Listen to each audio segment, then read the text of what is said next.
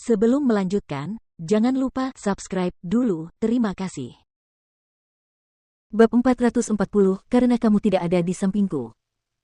Hujan turun di pegunungan hingga larut malam. Mukiki dan Feng Shanshan tinggal di kamar sederhana, karena hanya itu yang dapat ditawarkan lokasi itu. Feng Shanshan tidak menyukai kelembaban, jadi dia mencoba mengobrol dengan Mukiki. Apakah kamu tidak khawatir Lao Sheng akan mencoba sesuatu terhadap keluargamu? Tidak. Apapun yang dia coba, tidak akan berhasil. Mukiki berkata dengan mengantuk, hanya ingin istirahat yang cukup. Perjalanan 4 jam yang bergelombang menuju pegunungan sudah terlalu melelahkan. Namun, bahkan sebelum mereka sempat mematikan lampu, seseorang berteriak, kami menemukan mayat lagi. Tim forensik, cepatlah. Itu adalah perbatasan antara Jianchuan dan kota lainnya, itulah sebabnya ada operasi gabungan. Mukiki dan Feng Shanshan segera berdiri. Polisi sudah berkumpul di luar pintu mereka, dan semua orang memegang payung hitam saat mereka menuju ke tempat ditemukannya mayat. Mayatnya sangat segar karena ditemukan di sebuah gua pegunungan, dan dia pasti meninggal sesaat sebelum malam, dengan hampir tidak banyak livor mortis yang terbentuk di atasnya. Tim forensik hendak memeriksa mayat itu lebih lanjut ketika seorang penduduk kota berlari untuk menghentikan mereka. Jangan sentuh mayat itu pertanda sial. Kalian akan menjadi sasaran makhluk jahat.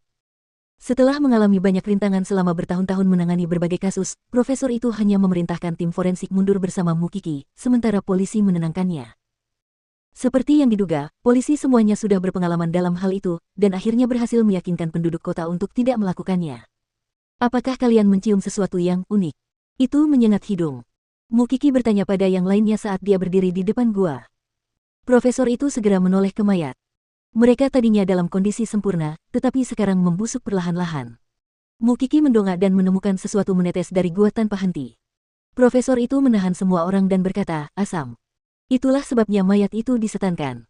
Itu dibuat secara artifisial, tapi mengapa menetes dari atas? Semua orang saling berpandangan. Apapun yang terjadi, mereka harus memeriksa mayat itu sekarang dan membawa bukti apapun kembali ke laboratorium untuk dipelajari. Sepertinya kita tidak akan bisa beristirahat malam ini. Seng Xiao pulang kerja hanya untuk mendapati anak kecilnya tidak ada di rumah. Kamar tidur mereka tiba-tiba terasa luas, kosong, dan sunyi luar biasa. Hanya karena ada bayi kecil di dekatnya, ia merasa agak khawatir. Lagi pula, apa yang diperjuangkannya? Bukankah itu untuk anak kecilnya? Saat hujan turun, dia bertanya-tanya apakah anak kecilnya selamat. Korban adalah perempuan dan berusia awal 20-an.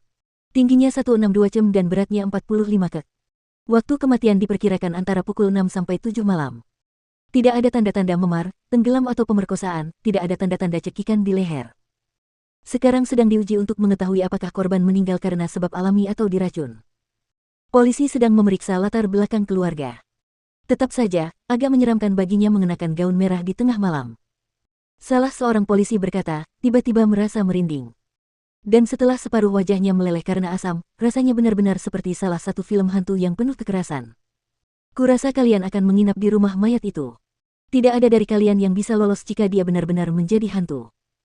Mengabaikan omong kosong polisi, sang profesor menoleh ke arah Mukiki dan Feng Shanshan. Ada ide, kalian berdua. Saya pikir kita bisa mencari tahu apa saja tabu atau mitos yang diyakini penduduk sekitar. Budaya daerah bisa membantu kita mendapatkan petunjuk, kata Mukiki. Di antara gaun merah korban, pria dari kota yang berteriak agar tidak menyentuh mayat, Mukiki merasa bahwa itu bisa jadi informasi penting. Aku heran apakah semua orang menyadari bahwa hanya ada sedikit wanita di sekitar sini. Feng Shanshan juga menyuarakan kecurigaannya sendiri. 2 mayat sebelum kita datang, bersama dengan yang ketiga yang kita temukan semuanya adalah wanita yang masih muda. Profesor itu mengangguk. Baiklah, mengerti. Kalian berdua sebaiknya istirahat, besok masih ada pekerjaan lagi. Mukiki dan Feng Shanshan saling pandang sebelum kembali ke kamar mereka. Meski begitu, mayat itu berada di fasilitas yang sama, dan harus dikatakan bahwa gaun merahnya membuat bulu kuduk meremang hanya dengan memikirkannya. Kedua gadis itu berbaring di tempat tidur tetapi tidak bisa tertidur. Sambil membolak-balik ponselnya, Mukiki mengeluarkan ponselnya. Dia ingin mengirim pesan kepada Seng Xiao, tetapi dia seharusnya sudah tidur pada jam segini. Meski begitu, seolah ada kekuatan supranatural yang sedang bekerja, Mukiki menekan tombol kirim untuk mengirim pesan yang hendak dihapusnya. Namun, satu-satunya isi pesan itu adalah Xiao Xiao. Sambil mendesah, Mukiki hendak menghapus pesan itu ketika balasan Seng Xiao langsung datang. Ada apa? Kenapa kamu belum tidur, bocah? Saya harus mempelajari mayat. Maukah Anda memberitahu saya mengapa Anda begadang sampai larut malam? Tidak terbiasa dengan pelukanmu, di sini terlalu sunyi tanpa dengkuranmu. Kau yang mendengkur. Mukiki membalas dengan marah. Mayat malam ini mengenakan gaun merah dan berada di sebelah, aku agak takut. Lalu, mengapa kamu tidak takut saat berada di rumah? Karena kamu ada di sampingku. Mukiki menjawab dengan serius. Sekarang setelah aku di sini, aku merasa aman dan berani karena kamu bersamaku. Hal yang konyol. Aku akan memakai handsfree saat bekerja.